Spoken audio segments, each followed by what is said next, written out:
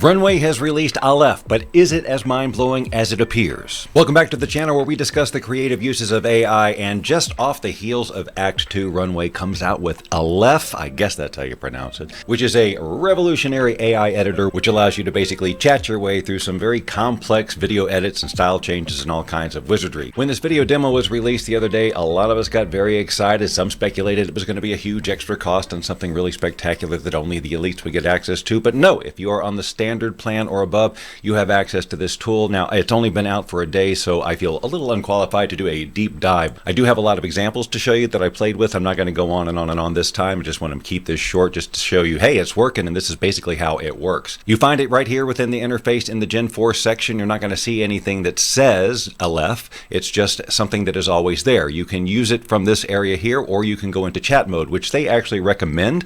So you would load a video up here and then just start iterating on it through chat. However, I don't really like that mode that much, so I use the tool mode instead just because I'm used to it. And just as this video suggests, it's as simple as dragging and dropping a video or an image here and then typing what you want it to do or how you want it to change. They have provided a prompting guide, and I highly recommend that you look at it, but surprisingly, it doesn't require highly complex prompts. In fact, very simple prompts are all you need. You start with an action verb like change this, transform this. You can add elements like add ice that starts spreading over the hand. You can change things, change the ball into a glowing lava rock. You can change the seasons and the weather. And you'll notice that these prompts are just add rain to the scene, change the season in the original video to winter, snow and ice on the road. You can change camera angles and even have it predict the next shot in the sequence. It's extremely easy to relight your scenes by either prompting what you want it to do or using a visual reference. You can replace or remove objects from a scene very easily just with a prompt, change the age of people, change the color of things, create completely new styles, remove backgrounds. I'll show you a few examples here to see how it performs. Along the top of all of these examples, I will have the prompt. We have this as the original video here. It's just a scene on a beach where this woman looks concerned because something is coming.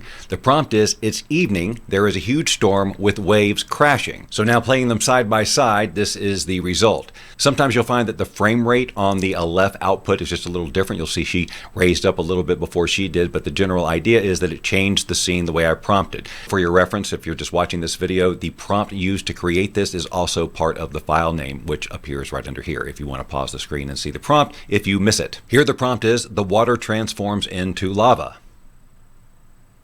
Aleph allows you to iterate on the videos that you just created using the tool. So I was able to take the video of the transformed water and add the prompt, add a huge alien mothership hovering ominously over the mountains in the background, and add a little handheld camera shake. We do have the alien mothership over here, although it's not hovering over the mountain, and I didn't get too much of a camera shake. So here's the original image of her shooting bees out of a trumpet, and then the prompt here is she is surrounded by velociraptors, and this is what Aleph gave us. It changed the camera angle a bit so we could see her being surrounded by velociraptors. The prompt is, it's the middle of a blizzard and the water changes to slushy ice. Change the location to Tokyo. This was actually an accidental generation where I meant to give it a different prompt, but I had the holdover prompt, it's the middle of a blizzard and the water changes to slushy ice. But wow, right?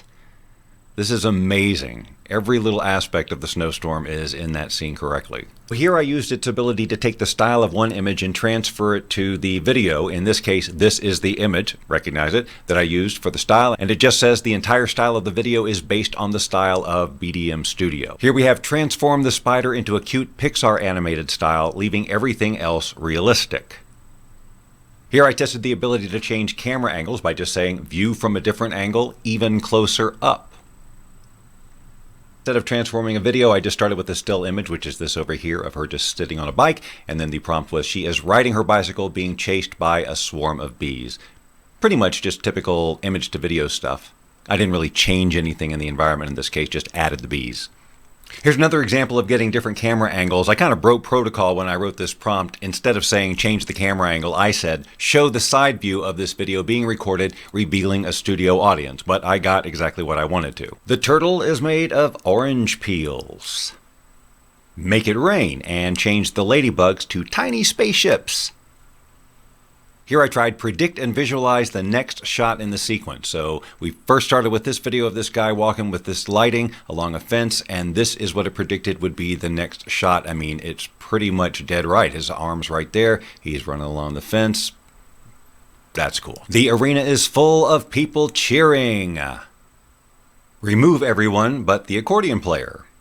So I may not have demonstrated every bit of its capability, but those were some of the main features that interested me the most, and as time goes by, I'll dig in a little deeper and see how we can fine-tune our use of this thing. It's pretty simple to use. I'm not sure there's a ton of tips and tricks to be found in terms of prompting, but we shall see. If these are the types of things you like to learn about, well, why not subscribe to this channel? Because we like to learn about it too, and we look for this stuff all the time. If you subscribe now, I will not look for you.